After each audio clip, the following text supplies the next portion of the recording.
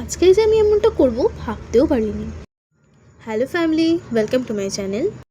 আমি রিয়া, আর আজ আমি নিয়ে চলে এসেছি আরও একটি রেসিপি। জানি দেখেই বুঝতে পারছেন তো কি বানাতে চলেছি। আজকে বানানো হচ্ছে মাটন কারি। কিন্তু না, রেসিপিটা আমি বানাইনি, আজকে বানিয়েছে আমার বাবা। আজ তো রবিবার, আর রবিবারের রান্নাটা বাবা আর মাই বেশি করে। কথায় আছে না, 10-এর রান্নায় স্বাদ বেশি হয়। একদম ঠিকই রেসিপিটাও বাবা রান্না করেছে ঠিকই, তবে এতে আমার দাদার আমারও হাত ছিল। না, হাত মানে ওই যে হেল্পিং হ্যান্ড। আমার চ্যানেলটির সাথে জুড়ে থাকার জন্য একটা লাইক, একটা সাবস্ক্রাইব আর বেল আইকনটা প্রেস করতে একদমই ভুলবেন না। মাংসটাকে ধুয়ে নিতে হবে, কিন্তু হ্যাঁ, বেশি ধোবেন না, ওই একবার থেকে দুবার ধুলেই যথেষ্ট। এবার মাংসের মধ্যে 2 চামচ লবণ, 2 চামচ হলুদ গুঁড়ো, 2 চামচ লঙ্কার গুঁড়ো, 2 চামচ জিরের গুঁড়ো, 2 চামচ ধনের গুঁড়ো অ্যাড করে দেব। আর রঙের জন্য কাশ্মীরি লঙ্কার গুঁড়ো ব্যবহার করলাম। এবার ভালো করে এটাকে মাখিয়ে নিতে হবে। যত ভালো করে আপনারা মাখাতে পারবেন তত ভালোই মশলাটা মাংসের মধ্যে ঢুকে যাবে। এরপর 3 চামচ আদা রসুন বাটা অ্যাড করে দিতে হবে। যেহেতু আমরা একটু স্পাইসি খাবো তাই জন্য একটু বেশি করেই দেওয়া হলো, আপনারা চাইলে একটু কমও দিতে পারেন। বাঙালিরা খাসির মাংসটা একটু কষিয়ে রান্না করে, তাই জন্য মশলার ব্যবহারটা একটু বেশিই করা হলো। এরপর বেশ কিছুটা সর্ষের তেল দেওয়া হলো।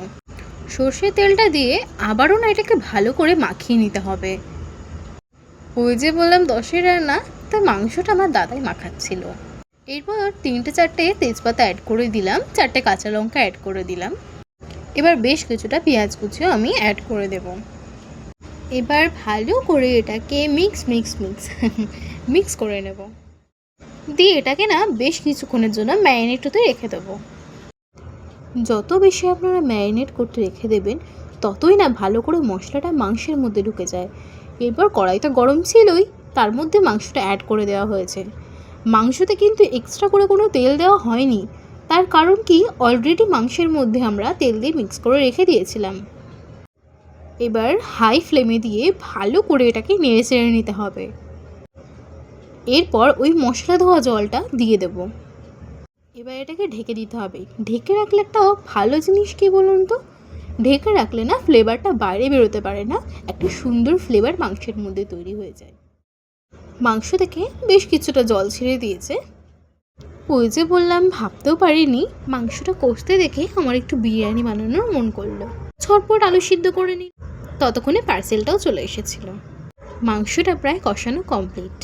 আলুগুলোকে অ্যাড করে দিলাম, দিয়ে আবারও কিছুটা ঢেকে রেখে কষিয়ে নেব।